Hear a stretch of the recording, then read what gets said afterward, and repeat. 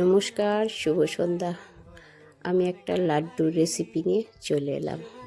লাড্ডুটা বানালাম কিভাবে? ছোলার ডালের।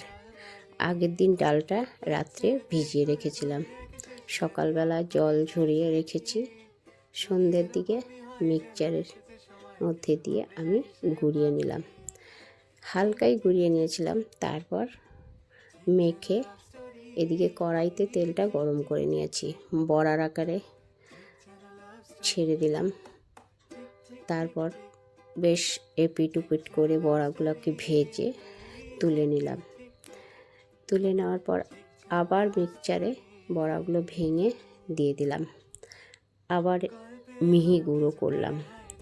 আর এই দিকে কড়াতে আবার একটু জল দিয়ে কয়েক 5-6 চামচ চিনি দিয়ে দিলাম, কারণ বেশি লাড্ডু বানাইনি তো।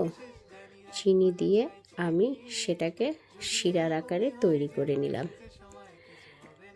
তারপর একটু ফুড কালারও দিয়ে দিলাম। ফুড কালারটা দিলাম, কিন্তু আমার কালারটা একটু কম হয়ে গেছে, এই জন্য লাড্ডুর কালারটাও একটু কম হয়েছে। তারপর শিরাটা বেশ লাল লাল হয়ে এলে আমি ডালের গুঁড়োগুলো দিয়ে দিলাম।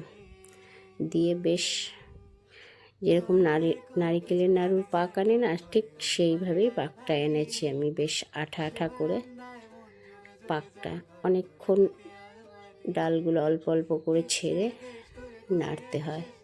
নাড়তে নাড়তে বেশ নাড়ুর পাকের মতো করে নিয়ে আসছি। তারপর পাকটা হয়ে গেল এদিকে। তারপর আমি 4 মগজদানা ছেড়ে দিলাম। আবার এদিকে একটু ঘিও দিয়েছিলাম, একদম আমার হাতে তৈরি ঘি। ঘিটা দেওয়াতে ফ্লেভারটা খুব সুন্দর আসে লাড্ডুর। তারপর বেশ এদিকে হয়ে এলো। আমি কড়াটা নামিয়ে হালকা গরম থাকতে থাকতেই হাতের মধ্যে বেশ চেপে চেপে গোল গোল আকারে বানিয়ে ফেললাম লাড্ডুগুলো বানানোর পর আমি একে একে সবগুলোই বানানো হয়ে গেল। এইবার আমার মেয়ে একটা ছোট্ট বাটির মধ্যে বলল, আমি গুছিয়ে দিচ্ছি মা। আচ্ছা ঠিক আছে, ও সুন্দর করে গুছিয়ে পরিবেশন করছে। তো কেমন হলো বন্ধুরা, একটু লাইক কমেন্ট করো কিন্তু।